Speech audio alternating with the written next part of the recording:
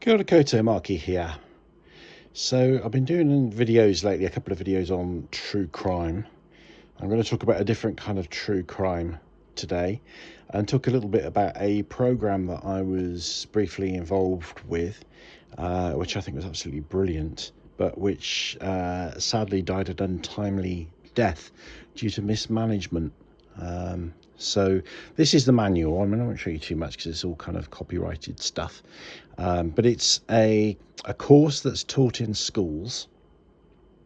So basically it's about relationship safety. So mates and dates, kind of speaks for itself, doesn't it, really? And I was working for an organisation so basically, how did this come about? It came about through an organisation called ACC. There you go, it's their little logo. Te kapo hana awhina hunga whara. So the ACC is a battered old manual, this, by the way. And I'm going to get rid of it. I'm having a clear out, which is why I thought I'd feature this now. So the ACC is a very kind of unique New Zealand organisation. It's kind of a strange culture in New Zealand. So if you fall over and if there's an uneven part of the pavement, as there often is in this country, you fall over and trip. In most other countries, you would sue the local council, sue the local authority. You'd get medical help, and then you'd take photographs and gather evidence, and you take a photograph of the uneven pavement, and then you make a case and hopefully get some compensation, and you probably settle out of court. Wouldn't necessarily have to go to court, but that's the process. In this country, if you have an accident or some kind of injury, then you can get compensated by this government organisation called the ACC. It doesn't actually say what ACC stands for there, does it? I can't remember exactly what it is. It's accident compensation something. I'll look it up and I'll put it in the description notes. But what they do is, rather than just pay people when something's gone wrong, they try and prevent stuff from happening in the first place, which is always good. Okay, so with the ACC, not only can you kind of claim compensation if you get you trip over an uneven on an uneven pavement, but also things like if you experience childhood sexual abuse and you're suffering with the ongoing, often lifelong effects of that, they can either give you financial compensation or there's a pathway for therapy, and people can be registered ACC therapists.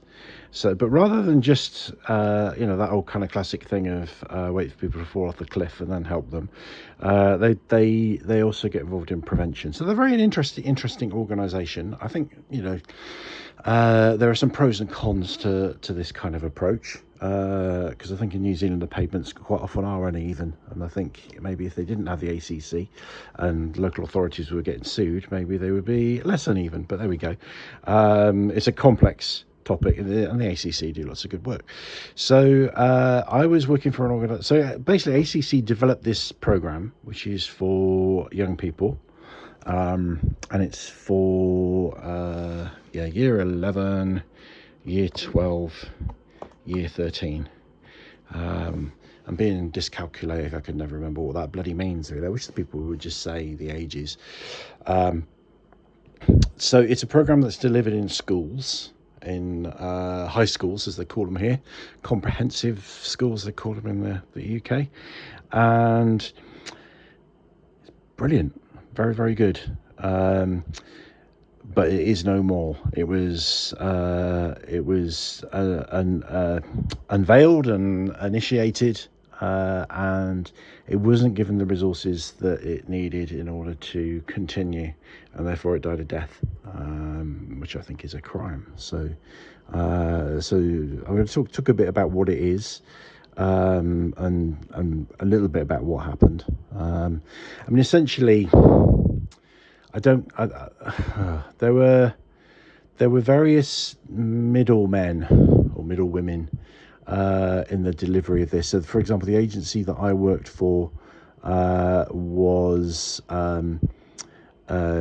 contracted to deliver these services in a particular area, by another agency, and that agency were contracted by the ACC. So there was this middle organisation, and then they paid us, and then we paid the contractors that delivered the service. Now, generally speaking, what we did is we recruited people on a self-employed basis to deliver the program. The reason I got involved is in order to, part of the rule of the way this program is delivered, it's always done by a male and a female, and there weren't many males that were interested and signed up to be facilitators.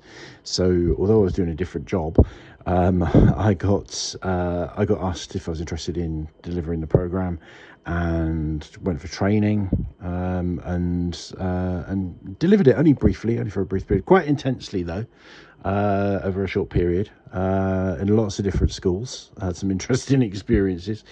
So let me tell you a little bit about the program. So I'm not going to show you too much. So session 1, introduction and healthy relationships.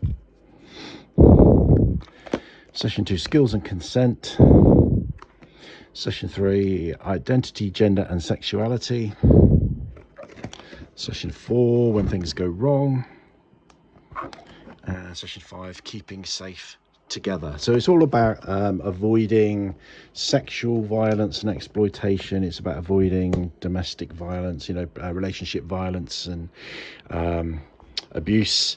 It's about and the reason it's mates and dates, it's not just about the dates, the mates part. It's about being what they call an upstander rather than a bystander. So how to support a friend who you think might be in an abusive relationship, or maybe a friend who you think might be being abusive in a relationship.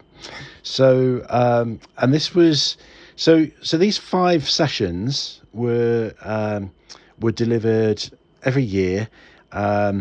So to these 3 different year groups. Okay, so it'd be the same topics but different material, because obviously what you cover with somebody in year 11 is going to be quite different from what you cover in year 13. So the idea is that people, as they go through their high school career, they once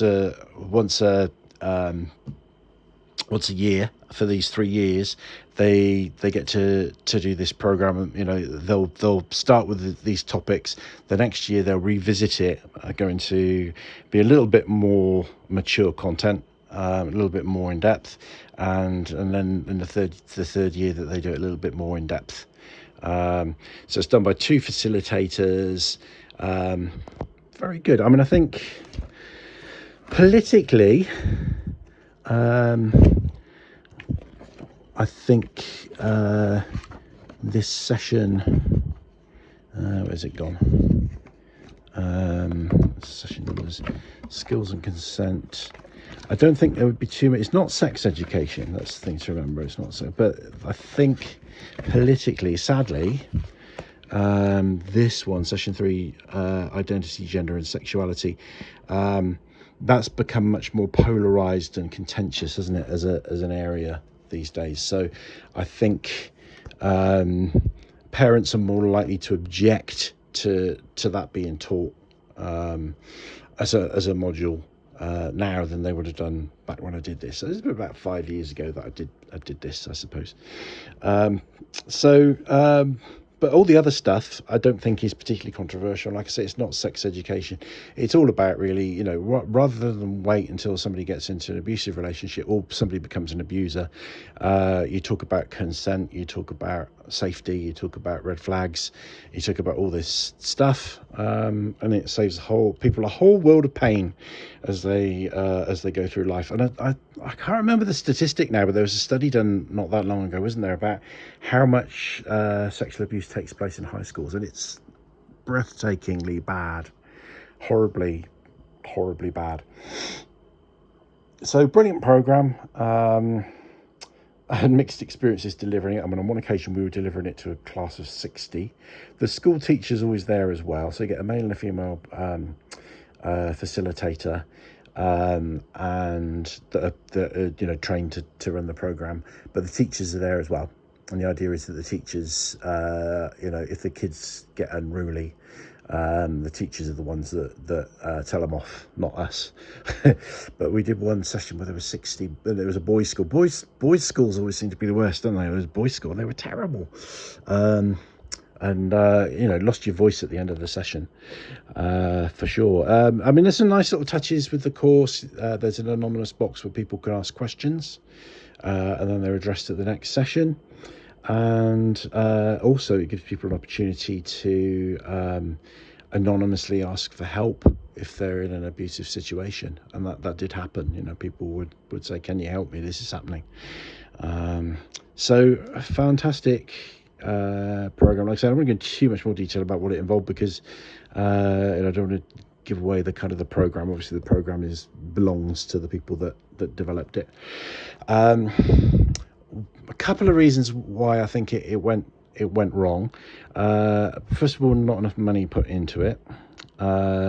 Secondly, you had it had several tiers of kind of organisations involved, all taking their cut, so that when it came to actually paying the facilitators, and that's the most important thing. That's where it lived or died, really, is in the facilitators. So there wasn't much money left to pay them at the end of the day by the time everyone had their cut. It needs a coordinator locally that talks to all the schools and that's a hell of a lot of work. That's an awful lot of work. So basically not enough funding and too many layers, too many people having a slice of the pie and not necessarily contributing that much to the organisation. And then kind of politically, there was a bit of a problem in that so it relies on facilitators. It's not ever really a full-time job. I guess in theory at times it could be almost the equivalent of a full-time job, but it depends how many schools opt to take it up. So generally speaking, it's going to suit somebody that's not full-time employed. It's going to suit somebody that's self-employed, maybe doing something else, or somebody that's a student, or somebody doesn't have to work. So that makes it difficult to find people. Then you've got to have a male and a female. And what we found is that nearly all the applicants to be facilitators were female, so it's hard to find the males. And then there was a very high expectation placed upon the facilitators, but with a very low amount of payment. And it's a very, very difficult job. It's not an easy job. Yes, there was training. I think it was like 2 days of training or 3 days of training, and you have to kind of be assessed as well. You have to pass an exam to effectively, you have to be observed. So what they do is they pair you up with another course member, and you have to present a module of the course in front of the group and the assessors, and then they tell you whether they think you're safe to do it or not, and give you some feedback. And part of the problem as well that we found is the job attracts people who are very right on. Okay, now I'm trying not to be offensive in any way here, and I'm trying to choose my words carefully, but forgive me if I use words that are a little bit inflammatory. That's not my intention. It's got to be so the kind of people that were attracted to this often were very highly, coming from a kind of quite a political feminist. I don't really like to use the word woke, but you'll know what I mean if I say woke. Back in the old days, we used to call it being right on, which didn't really offend anyone. I don't think it was a better term. So somebody that has a strong social conscience, quite progressive conscience, quite progressive ideas and ideals, strong values, and maybe a good portion of zeal and passion to change the world. Okay, which is all good, all great, but they're going into high schools and talking. And some of these high schools were, some of them were quite, well, funny enough, the posh, private ones that, like the boys' schools and things like that. They were some of the worst behaved kids actually, but some of the schools very. Again, what's the best term to use? Lots of poverty, lots of kids with massive social problems. So parents would be would be gang members, drug users, lots of crime. Lots of social issues, lots of misogyny, and just generally kind of not environments where people will naturally grow up learning kind of respect for other people, and tolerance for difference and things like that.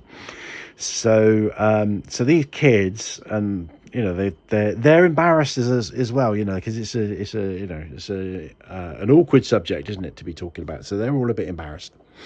So kids, when they're embarrassed, especially boys, they act up. They mess around and try and make the funniest joke and stuff like that, and they're quite rowdy and disruptive. Not always, but that was often the case. I mean, there was one school I went to, and they were delightful. They were little angels, and that was a mixed school. And a lot of them struggled with the material, and I think there is a big void between your teenage school kid, especially school boy.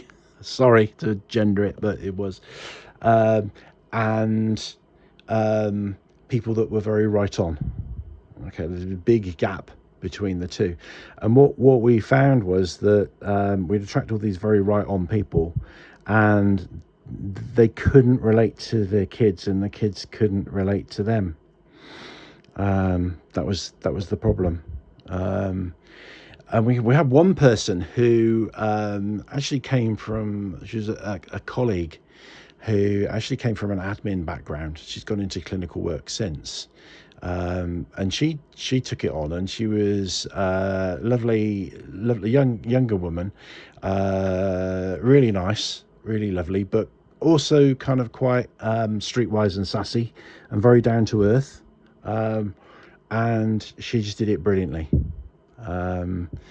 She embraced all the values that the course espouses, but wasn't on a high horse, wasn't an activist, a campaigner, an idealist. Was a realist, and had a sense of humor, which is absolutely essential for this, and could bridge the gap between somebody that can deliver material which is all about being respectful, and it's about equality and all these kinds of things, and deliver it to a bunch of rowdy boys that think that women should be in the kitchen.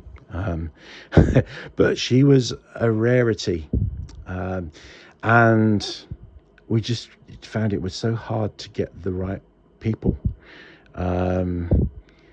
because it requires so many skills, to deliver stuff to teenagers. I mean, that's a huge deal in itself. To pitch it right, to not to lose your temper, to be calm and to be accessible and have a sense of humour, and to be able to communicate this stuff. Huge number of skills, required for that. But not that much money, and the training standards were quite high as well, which is good, but it kind of set itself up to fail, which is really sad. And I'm not sure what's happened since. Whether I think there are some other programs that have come along that cover some of the same areas, but nothing that I'm aware of that's being delivered in this area in the same way that Mates and Dates was.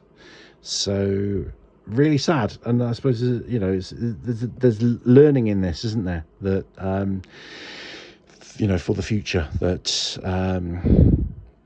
this could have been done better. And I think this could have made so much impact in terms of changing culture, especially as what happens, the teachers are witnessing this as well. So the teachers are embracing, are learning alongside the students, the content, and they're embracing the values. It goes over the 3 years of each individual student's life. They're gonna, if you keep doing this, if this was, sustained, it's in this particular format, it's enough to, eventually make an appreciable difference in the culture of the school. It really is, because that's the thing, isn't it? All these things are about culture. It's a bit like drink driving. Drink driving, used to be kind of considered something that, a lot of people would do, and, didn't worry about it too much. And then it kind of started to be taken a bit more seriously. And now it's kind of the norm that it's not a good thing to drink drive. And yes, of course, there are still people that drink drive. But they're in the minority. And the culture is that drink driving is generally, is not a good thing. These things take a long time. Culture takes a long time to change. But this approach, the way this is delivered, the 5 sessions each year, delivered to, and then revisiting with the same students over the course of 3 years, fantastic. So in terms of the content and like the exercises and the resources and the materials and stuff, and like there were videos as well and all that kind of thing, were excellent. Really good exercises. So they made it, so it made it fun as well. Can't fault the program at all. Excellent program. I think today, I was very comfortable with all the stuff they talked about with gender and sexuality, but the world has changed and there's a lot of prejudice against that now. So I think that would be a harder thing to get past the customers these days. But as it was, for the time that it was delivered, really good. Just some poor decisions made with the delivery, not the delivery of it, but the logistics, the administration. That's a better word, isn't it? The administration of it. So mates and dates, rest in peace. But I really hope that something from this gets resurrected, because there is way too much sexual violence taking place in schools. It shouldn't take place in schools at all. There's way too much sexual violence taking place everywhere. Family violence, relationship violence, domestic violence, coercive control. Yes, these things are getting better. Generally, there's more awareness and more work being done, but not enough. Lots and lots of work still to be done around this. Varies in different cultures. It's in every culture, but it varies in different cultures. And it's horrible. It's horrible. Who wants to be a prisoner in their own home, abused by their own loved ones, or who wants to be a victim of, not to be able to be safe at school? It's not okay. So there's lots of good people out there doing lots of good work, and although this has fallen by the wayside, there are other things. There are other people. So hats off to people that work in this field. Part of my work is in this field, so I shouldn't really say hats off to myself, should I really? But part of my work is still in this area. So it's not, it's not, I don't want to kind of leave you with doom and gloom. But it's just sad that this particular resource, which was so bloody good, has been allowed to fall by the wayside, and I'm really sad about that. So I hope that was of interest. Thank you for listening, and I'll catch you in the next one. Rangimarie.